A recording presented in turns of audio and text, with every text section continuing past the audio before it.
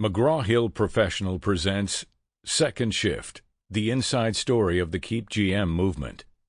Written by David Hollister, Ray Tadgerson, David Kloss, Thomas Holt. Narrated by John Alexander Brancy.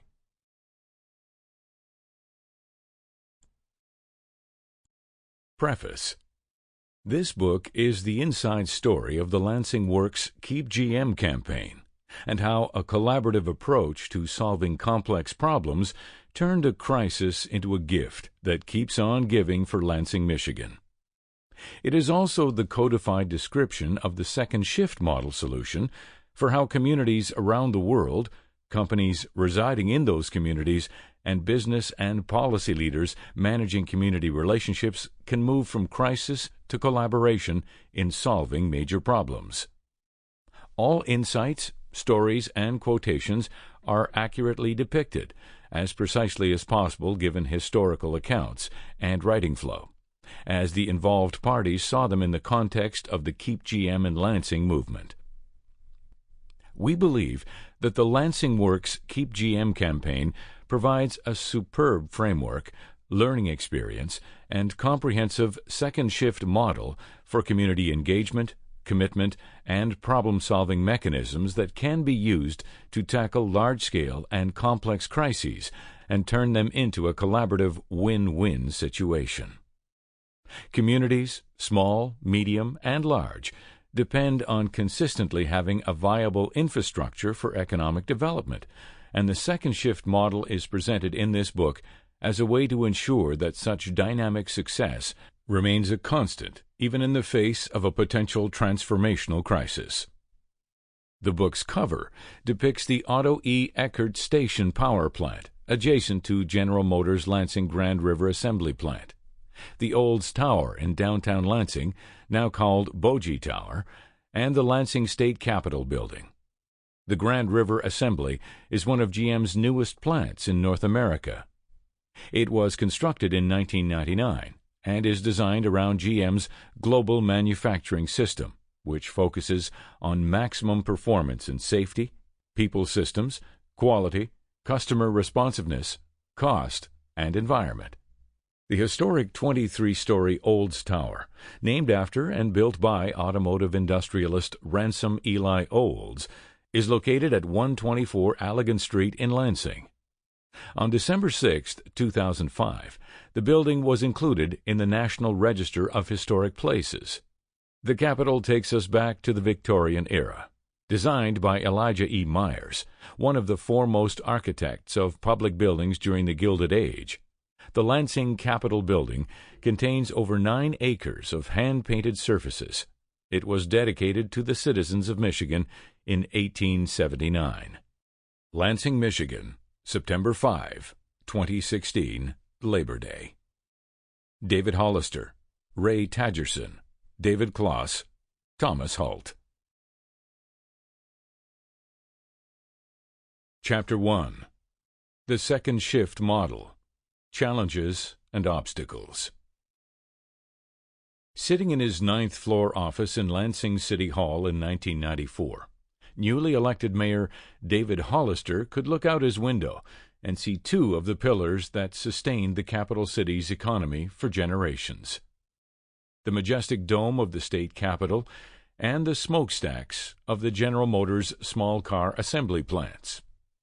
On the wall, just to the right of the window, hung 3 diplomas from Michigan State University, this representing the 3rd pillar that had long provided stability and continuity to Mayor Hollister's Midwest auto manufacturing community. Located in south-central Michigan, some 90 miles northwest of Detroit, the city of Lansing enjoyed the economic benefits that accrue to a community from housing an automobile assembly operation for more than 100 years. It was long understood that because of the complexity and logistics of manufacturing, there was about a 10-to-1 multiplier effect embedded in the Lansing automobile network, meaning that for every 1 auto worker employed on site, 10 other jobs in the supplier, transportation, and service sectors were needed to complete the manufacturing process. For Lansing, This meant about 7,000 employees directly working for General Motors in the late 1990s, with some 20,000 jobs in Lansing connected to GM, as an example, suppliers, and with some 50,000 jobs around the state connected to GM's operations in Lansing. Such a multiplier effect naturally means that mayors and communities compete vigorously to attract and retain these high-paying jobs and the taxes and revenues they produce. Unfortunately, many Lansing citizens did not understand the full picture of the fundamental transformation taking place as the 1990s drew to a close.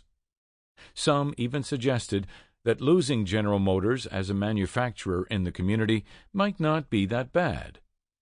The skills and knowledge in the region could then be used to produce other goods and services. In some ways, relatively newly elected Mayor Hollister, taking the oath of office on January 1, 1994, as Lansing's 45th mayor, was not fully understanding of the impact of General Motors in the Lansing community either, although he and his team, of course, knew that GM was important. At the outset of his term, Mayor Hollister focused on building on Lansing's strengths and assets to become a world-class city. As did most in the community, he assumed that General Motors would always be the backbone of the local economy and the goal of world-class city recognition. After all, both his father and father-in-law had worked for GM for over 35 years and been successful in providing a middle-class lifestyle for their families. It was easy to take GM for granted because of the 100-year history Lansing enjoyed with Oldsmobile and the excellent labor management relations and the high-quality ratings the Lansing-produced cars received year after year. This attitude was true of newly elected Mayor Hollister as he transitioned from the role of liberal, pro-labor activist and environmentally oriented lawmaker to Chief Executive Officer of Michigan's fifth-largest city and its state capital. Hollister assumed that his major challenge as mayor would be to restore confidence in City Hall, increase private investment, revitalize the central city, and grow the region. Little did he realize that it would require all his skills to create a new culture of collaboration and regional problem-solving just to keep GM in the community. This ultimately became the second shift model solution to tackle Lansing Works Keep GM, far from the focus Hollister thought he would have during his first term in office.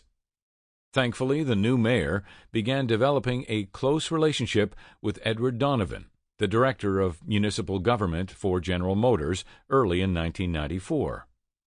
Donovan would regularly brief the mayor on the state of General Motors, its need to consolidate, downsize, reduce costs, become more efficient, and close older plants to stay competitive with international imports. This was an eye-opener, and the mayor became convinced that retaining GM would require a whole new way of thinking and acting if life, as the community knew it, was to continue. Some 2 years later, in 1996, Hollister received what came to be called the knock-on-the-door visit from Donovan. Donovan gave the mayor the good news that the Oldsmobile Centennial would include a week-long celebration bringing thousands of car enthusiasts to the region and that the new Alero would be built in the Lansing plant. But he also shared the bad news that after the Alero had run its course in 2004-2005, there were no products for the Lansing plants, and it was GM's intent to close its Lansing operation. Hollister and his leadership team immediately understood the dire consequences of such a decision for the Lansing area, and knew that doing nothing was not an option. To convince GM to stay in Lansing required that Hollister rally regional leaders and develop a collaborative, strategic, and comprehensive plan for keeping GM. Party lines, old adversaries, and distant partners had to become close-knit strategic partners with a shared vision for the region. This sounded like an arduous task, and it was. Before we go into the detailed framing of the second shift model, We provide an overview of the evolution of the Lansing, Michigan region from its development as a town in the middle of the forest to becoming the home and major production site of Oldsmobile, one of GM's major nameplates. We also talk about the challenges that the region faced when GM had to respond to the monumental changes in the global automobile market. Many of the communities with a similar reliance on the automobile industry did not have the vision or leadership to respond. In many cases, they still struggle today. The Lansing region did gather the leadership and develop that vision, and the result is high-tech production for a number of industries and a growing job market. The Lansing-based second shift model is a model for all communities and organizations that are challenged by the rapidly changing technological and global 21st century economy. Lansing Community. After Michigan became a state in 1837, the state constitution required that the capital be moved from Detroit to a safer and more central site within the state. During the War of 1812, Detroit had been captured by the British. There was also concern regarding the influence that the major population center in Detroit would have over the control of the rest of the state. Consequently, Lansing was designated as the state capital in 1847, albeit not as easily as writing that history down on paper. The township of Lansing was only selected as the capital following frustrating negotiations with a number of the more developed communities around the state. Some of these analogous frustrations came to haunt the city again in the late 1990s with the potential GM shutdown in the community. Lansing grew slowly in the early years, but then began expanding rapidly with the founding of the Agricultural College of the State of Michigan in 1855, now Michigan State University, and the establishment of the Olds Motor Vehicle Company in 1897. The college was the pioneering and original land-grant college and was located in East Lansing, 5 miles east of the downtown and capital. Land-grant colleges were established to provide regular citizens with the applied knowledge to support their careers in agriculture and manufacturing. There are now 76 land-grant colleges and universities in the country, and Michigan State University served as the blueprint for the 75 that came after its 1855 founding. The Lansing region grew with increased employment in its 3 primary sectors: 1. State government, 2. Automotive assembly, and 3. Higher education. By 1996, the employment base of the state government included approximately 64,000 direct jobs statewide, with a significant number being in Lansing. MSU's academic environment provided approximately 15,000 direct and indirect jobs and more than 50,000 students, with several thousand more students at Lansing Community College and other institutions of higher learning in the Lansing community. The automotive assembly operations included original equipment manufacturing, primarily operated by General Motors, as well as other suppliers and logistics operators. In 1996-1997, General Motors operations had an impact on about 27,000 direct and indirect employees in the region, 7,000 at the Lansing plants and 20,000 in the area who supported the plants. For many of these employees, GM was a lifetime employer with wages and benefits that established the middle class for the region. In many families, including Mayor Hollister's, multiple generations worked for GM, each increasing its toehold on the middle class. As a result, Lansing attained its highest population of 131,414 in the 1970 census. The inclusion of the surrounding suburbs and bedroom communities brought the 1970 Standard Metropolitan Statistical Area SMSA population to 378,423. By 2000, the Lansing population had declined to 119,128.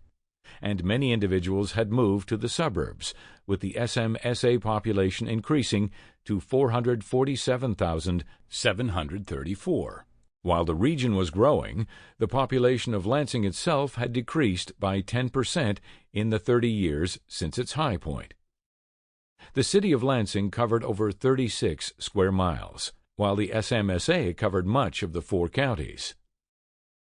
It is accurate to say that the Olds Motor Vehicle Company played a major role in the Lansing and mid-Michigan economy for much of the 20th century. Olds was making automobiles in Lansing even before Ford began making cars in Detroit. The number of cars the company built grew from 600 cars in 1901 to 3,000 in 1903. Employment at the company grew from less than 1,000 in the early 1900s to more than 15,000 by the 1970s.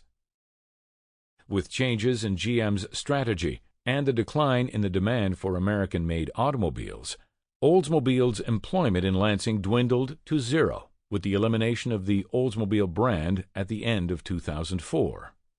During that 100-year span, over half of the 35 million automobiles manufactured by Oldsmobile were built by workers from the Lansing region. Olds hired employees who came from around the region as well as from around the eastern part of the United States. While many of the employees had mechanical experience from their previous manufacturing jobs, some were from farms in the region and had developed their experience by keeping the farm equipment operating. Many employees had also migrated from the South during World War II. Due to this extended community involvement, Lansing was known as an Oldsmobile town. Residents had the highest per capita Oldsmobile ownership in America. The local minor league single-A baseball stadium completed in 1996 was named Oldsmobile Park, and many community buildings and sites were tied to the Olds name. The Lansing region clearly reflected the strong characteristics, skills, knowledge of a manufacturing company town. But the region also had the unique strength that derived from being home of the state government and academic institutions, such as Michigan State University and Lansing Community College. Lansing Car Assembly produced many of the Oldsmobile nameplates over the years. Some of the more recent nameplates include the Oldsmobile 88, 98, Cutlass, and Alero, along with short runs of the Pontiac Grand Am and Chevy Malibu. These cars were produced in a 180-acre assembly complex, some of the buildings dating back to the early 1900s. Like many Midwestern manufacturing complexes that were built in downtown areas, the Oldsmobile headquarters and the assembly plant were located next to downtown Lansing, along the Grand River. Employee homes extended out beyond the downtown assembly plant for many miles. The plant, the city, and the community were entrenched and prospered. In the 1960s and 1970s, all it took was a nameplate from one of the big 3 car makers, General Motors, Ford, and Chrysler, to sell a car. With the growth of the middle class, the big 3 sold over 12 million cars per year. During the 1960s and 1970s, Lansing Car Assembly had a capacity of over 2,000 cars per day in a 2-shift operation. With the introduction of foreign cars into the United States in the late 1970s and 1980s, however, the domestic automobile industry began to be challenged by poor quality and increasing cost. Economic drivers. While the economic environment in the greater Lansing region included the 3 pillars of automotive manufacturing, state government, and educational institutions, most notably Michigan State University, a major factor was the relationship between the city of Lansing and General Motors Corporation. In 1997, General Motors was the largest firm in the Fortune 500 and had revenues of more than $168 billion and profits of almost $5 billion. GM had 16% of the world market and 31% of the North American market in 1997. General Motors was, at the time, an aggregation of 6 major car and truck lines: Buick, Cadillac, Chevrolet, Oldsmobile, and Pontiac, as well as GMC trucks. Brands that had been acquired over the first 30 years of the 20th century. Buick and Chevrolet had grown up in Flint, Michigan. Cadillac and Pontiac had grown up in Detroit and Pontiac, Michigan. The Oldsmobile headquarters and major production facilities began in Lansing and still remain there after 100 years. Throughout the latter part of the 20th century, General Motors included not only the car assembly operations, but also many of the so-called first-tier suppliers, including Delco Electronics, Delphi, and Saginaw Steering Gear. The corporate philosophy was that GM could maintain its intellectual property and economies of scale through the integration of the first-tier operations and assembly plants. However, in many cases, each nameplate and model was built in a single plant, thus reducing the potential for production synergies and economies of scale. This resulted in limited exchange of expertise and reduced flexibility as demand for different car models evolved. The GM assembly plants included Arlington, Texas, Buick City, Flint, Michigan, Kraft Assembly, Lansing, Michigan, Flint Truck, Flint, Michigan, Fort Wayne, Indiana, Lake Orion, Pontiac, Michigan, Lansing Car Assembly, Lansing, Michigan, and Lordstown, Ohio. Over time, GM began to consolidate the products in each of these plants to move towards standardization and increased economies of scale. While the consolidation provided financial benefits, it also resulted in the car platforms for the different brands becoming more similar. For many consumers, it became difficult to tell the difference between a Buick Century, a Chevrolet Malibu, and an Oldsmobile Cutlass. This resulted in cannibalization of sales across product lines and a detraction in, at least perceived quality, across many of the GM brands. So, while the market accepted this commonality when the demand for automobiles was growing and there was not substantial competition for the big three, the slowdown in the demand for cars and the introduction of foreign competitors changed the entire environment.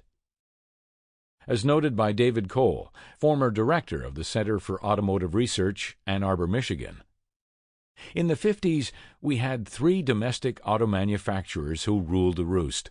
Volkswagen came in with the Bug, or the Beetle, then a little later the Japanese arrived, and gradually the market share of the domestics began to erode and led to overcapacity and serious competitive problems because the new guys were building factories, Honda in Maryland and Toyota in Kentucky. They had relatively young workers, minimal cost for health care, and retiree cost, so the competitive position for GM began to deteriorate fairly significantly. The result was too much capacity. The demand was also for cars that were differentiated and met increasing quality demands. As commented on by Sean McAllendon, Vice President for Strategic Studies and Chief Economist for the Center for Automotive Research, one of the things that Lansing got caught in was the idea that there is too much capacity. They were losing $1,000 per small vehicle. The GM board told management that every small car plant in the U.S. and Canada should immediately move to Mexico. The challenge. In 1994, Mayor Hollister met and developed an excellent working relationship with Ed Donovan, Director of Government Relations for General Motors. In his 16 years working with local governments, Donovan interacted with officials on many issues that determined a manufacturing plant's success, such as water rates, zoning, labor management relations, tax rates, environmental regulations, workforce training, infrastructure, law enforcement, and fire protection. Donovan explained that his job was to ensure that all of these elements, whether it was the water rate issue, or it was property tax issues, or it was zoning issues, or all the things that happen over the life of a plant, could effectively be done and understood by all the parties because not everyone has the same perspective on how it gets done. While complex, these issues could be addressed when General Motors was enjoying 40% market share. All of that began to change in the late 1970s and early 1980s, as foreign imports, environmental regulations, technology demand for a higher-skilled workforce, and changes in consumer demands and expectations, combined with an international recession, forced GM to make significant changes.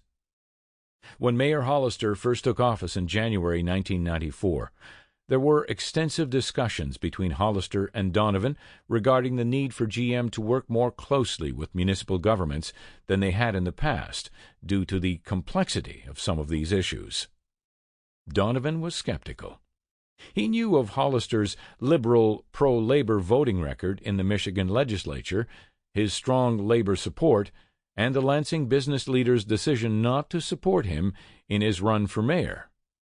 As a formality, he made an appointment to brief the new mayor on GM's global position, the multiple economic, environmental, and market forces cutting into GM's market share, and the forces driving the need for efficiencies, innovation, consolidations, and downsizing.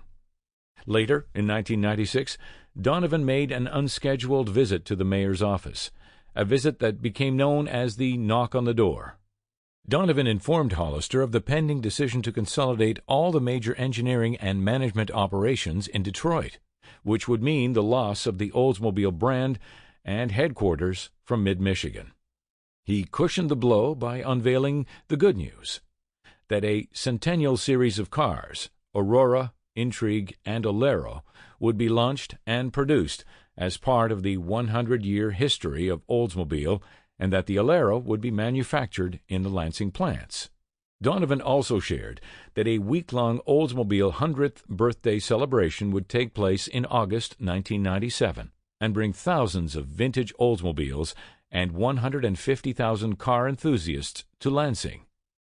He also confided that while not yet official nor public, GM had no further products for the aging Lansing plants, so production would conclude at the end of the Centennial Series cycle, expected to be no later than 2005.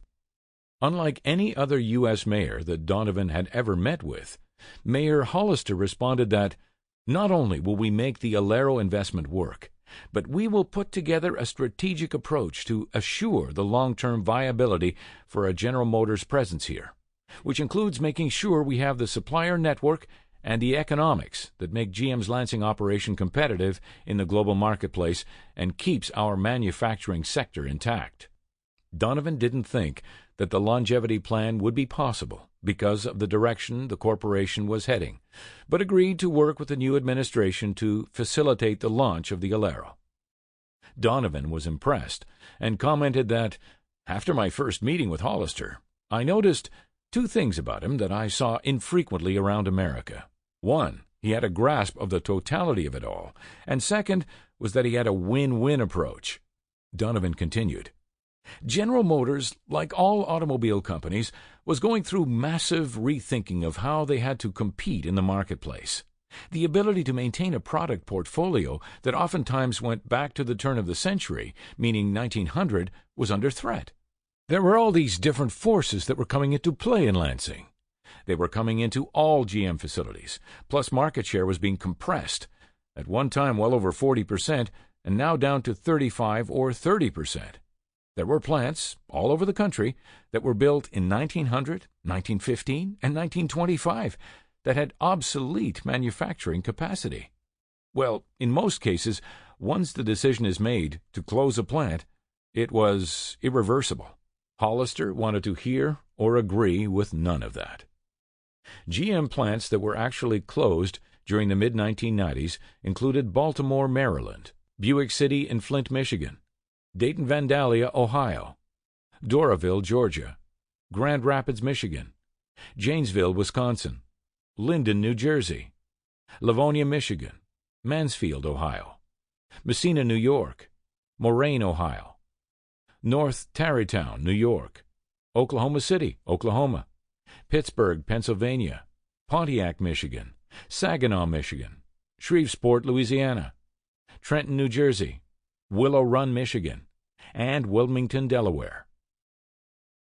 It should not have been a surprise that the Lansing plant... Sample complete. Ready to continue?